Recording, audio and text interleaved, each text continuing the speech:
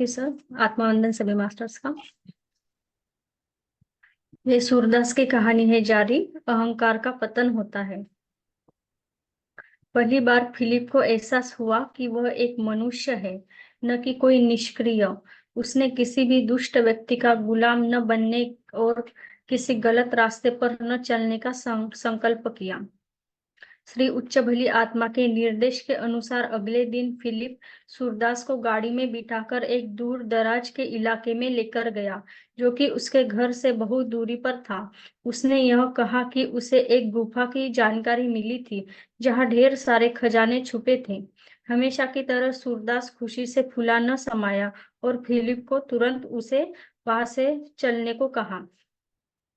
मीलों तक दूर धूल भरी सड़क के बाद एक काफी संकरा रास्ता आया, इसलिए फिलिप ने गाड़ी रोक दी और सूरदास को अपने कंधे पर बिठाकर लगभग लगभग 1-1.5 मील तक चला। तब जाकर उन्हें एक गुफा मिली। गुफा में छिपे खजाने को देखने के लिए सूरदास बेसब्र हुआ जा रहा था, पर फिलिप ने कहा, मालिक, यह इतनी गहरी संकरी है, इसके अंदर जाना मुश्किल है। आप इसी चट्टान पर बैठे, मैं अंदर जाकर देख आता हूँ कि कोई खजाना छिपा भी है या नहीं। फिलिप ने सूरदास को नीचे रखा और गुफा के अंदर चल गया। जैसे कि फिलिप को बताया गया था, गुफा के पीछे एक बाहर निकलने का एक रास्ता मिला। वह उस रास्ते से बाहर निकला और एक दूसरे छोटे रास्ते से अपनी गाड़ी तक पहुंच गया। गाड़ी से वह सूरदास के घर पहुंचा। उसकी अलमारी जोर जोर लगाकर खोली, उसमें से 300 रुपए निकाले और उसी चुराई चुराई गाड़ी से शहर की ओर निकल पड़ा। कुछ दिनों बाद शहर में उसे एक नौकरी भी मिल गई और वह सरल और अच्छा जीवन बिताने लगा। फिलिप को गुफा में प्रवेश किए काफी समय बीत चुका था, पर सूरदास लखपति बनने का सपना देखने में इतना रोमांचित था कि उसे एक बात का एहसास भी न रहा। बाद में अचानक उसका ध्यान गया कि फिलिप तो 1 घंटे से गायब था। वह फिलिप को बाहर बुलाने के लिए चीखने चिल्लाने लगा और उसे जमकर कोसने लगा। कुछ न हुआ। सूरदास को लगा मानो फिलिप वहां से गायब हो गया था, इसलिए वह उबड़ खाबड़ पत्थरों पर रेंगकर गुफा के भीतर फिलिप को ढूंढने जा रहा था। वह कुछ और अंदर गया। फिलिप के लिए उसकी जुबान से बेहद बुरे शब्द निकल रहे थे और वह गुस्से से आग बबूला हो उठा था। उसके दिल में फिलिप के लिए घृणा भर आई थी। अचानक उसने अपने आप को गुफा से बाहर पाया। वह हैरान रह गया। उसे लगा कि किसी ने एक करारा झटका दिया हो। तब उसे इस बात का एहसास हुआ कि फिलिप ने उसे मूर्ख बनाया। उस पर उसे इस बात की कल्पना नहीं थी कि फिलिप में उसे जैसे दादा को धोखा देने की हिम्मत भी चतुराई की। सूरदास को पूरा यकीन था कि फिलिप उसका जीवन भर गुलाम बना रहेगा। उसे इस बात का काफी गर्व था कि आज तक उसे कोई मूर्ख नहीं बना पाया। वह तो दूसरों को धोखा देने में माहिर था, तो फिर यह कैसे हुआ? सूरदास को इस बात का पूरा यकीन था कि फिलिप कभी उसे उसके खिलाफ जाने की हिम्मत नहीं करेगा। उसके लिए एक बड़ा झटका था। वह इतना स्तब्ध रह गया कि चीखना चिल्लाना और भला बुरा कहना भी भूल गया। क्या यह संभव था कि फिलिप गायब हो गया था और सूरदास को अंधेरी डरावनी गुफा में अकेला छोड़ गया था? रात होने वाली थी। सूरदास ने सोचा कि जंगल में जाने के बजाय गुफा में ही रात बिताना बेहतर होगा। वह डरा हुआ था और उसे इसका भान हो गया कि जंगल में जंगली जानवर भी थे और उसके पास घर जाने का कोई रास्ता नहीं था, क्योंकि इस वक्त वह घर से मीलों दूर था। आहार और पानी के बिना वह क्या करेगा? यदि कोई भयानक जानवर उस गुफा में घुस आए तो वह अपने आप को कैसे बचा पाएगा? क्या वह कल का सूरज देख पाएगा? कुछ घंटों में उसके साथ क्या होगा? वह तो मर ही जाएगा।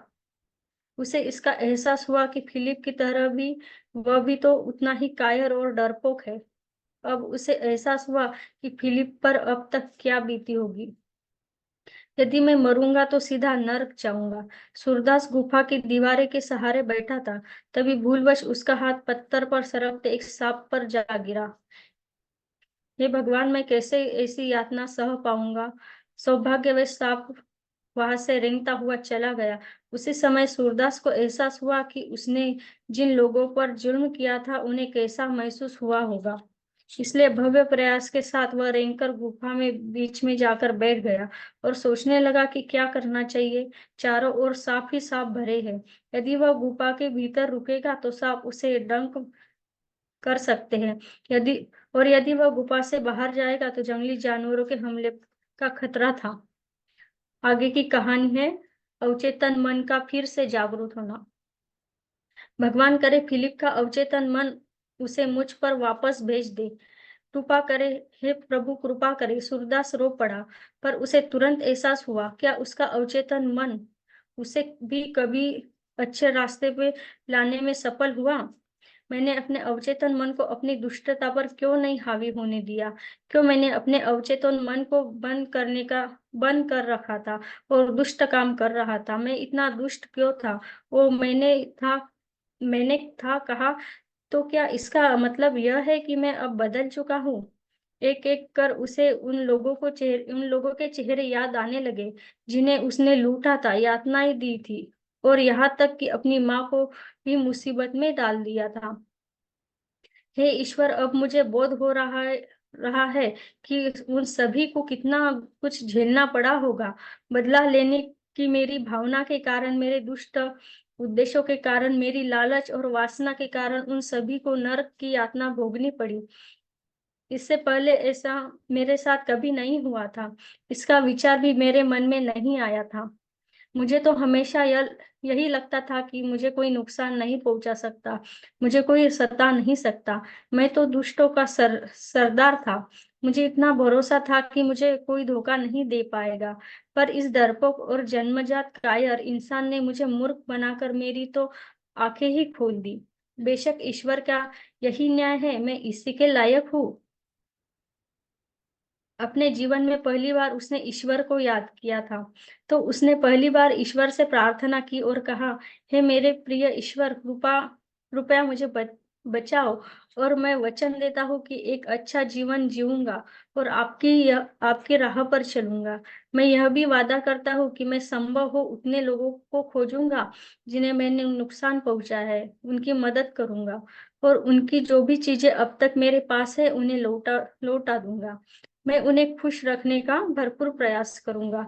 मैं जानता हूँ ऐसी भयानक जिंदगी जीने के बाद मैं अधिक मांग रहा हूँ, पर हे मेरे ईश्वर, बस मुझे एक मौका दे दो, सिर्फ एक मौका, ताकि मैं नर्क जाने से बच जाऊं और यहाँ पृथ्वी पर इन सांप एवं जंगली जानवरों के बीच रहकर नर्क झेलने से बच सकूं। हे ईश्वर, मैं आपसे पहली बार प्रार्थना कर रहा हूँ। मुझे पहली बार एहसास हुआ है और दुष्टता से अच्छाइयों की तरफ जाने का मेरा दृढ़ फैसला है।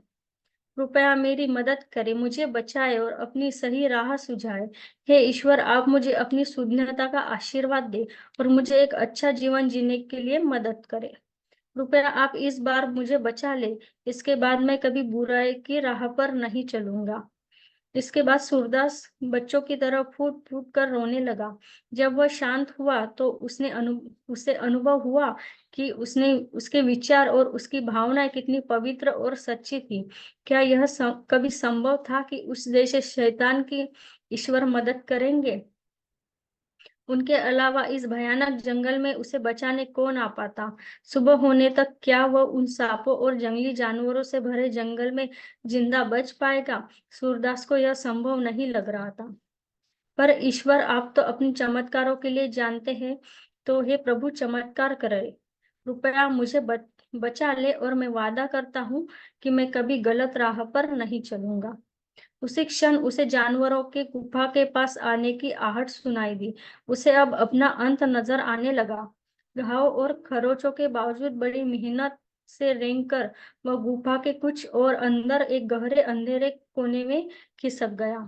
उसे यकीन था कि वहां कई सारे सांप थे, पर उसने जंगली जानवरों के हमले के बजाय सांप के काटने से मरना ज्यादा उचित समझा। गुफा के उस अंधेरे कोने में जब वह बचने की कोशिश कर रहा था, उसी समय एक सांप उसकी छाती पर से होकर चला गया। हे प्रभु मुझे बचा लो, अब मैं कभी गलत काम नहीं करूंगा। यह आवाज उसके दिल से गहराई से निकली थी। उसे याद आने लगा कि कैसे उसके शिकार बने लोग भी इसी तरह उससे विनती करते थे, पर वह जो सबसे क्रूर इंसान था उन पर हंसता और उन्हें और अधिक प्रताड़ित करता। क्या उसने कभी उन लोगों के प्रति जरा भी दया दिखाई थी? नहीं, कभी नहीं। तो फिर आज ईश्वर उसके प्रति भला क्यों दया करेगा? वह फिर रोने लगा और उसे पूरा भरोसा हो गया कि उसके बचने की अब कोई उम्मीद नहीं थी। मैं अब कभी सवेरा नहीं देख पाऊंगा। हे ईश्वर, मुझे खत्म कर दो। मेरे हृदय की धड़कन को रोक दो। मुझे पता है मैं नरक ही जाऊंगा, पर मुझे इन जंगली जानवरों के हाथों मरने और सांपों को काटने से बचा लो। हे प्रभु, अब मेरा जीवन समाप्त कर दो। एक और सांप उसके शरीर पर से गुजरा और वह चीख उठा, हे प्रभु, मुझ पर दया कीजिए, कृपया मुझे और प्रताड़ित ना करें। उसके नवजागृत अवचेतन मन ने उससे पूछा, क्या तुमने कभी अपने शिकार व्यक्तियों के प्रति दया दिखाई थी? हाँ, तुम सही कहते हो। मुझे उन पर कभी दया नहीं आई। अब मैं समझ चुका हूँ, पर अब तो बहुत देर हो चुकी है। अब तो मुझे कष्ट ही झेलना पड़ेगा। ईश्वर मेरे प्रति दया और हमदर्दी क्यों दिखाए भला? सूरदास सच्चे मन से पछताने लगा और सुधरने की इच्छा करने लगा, पर उसे कोई रास्ता नजर नहीं आ रहा था। उसे पता था उसका बचना अब मुश्किल हो रहा था।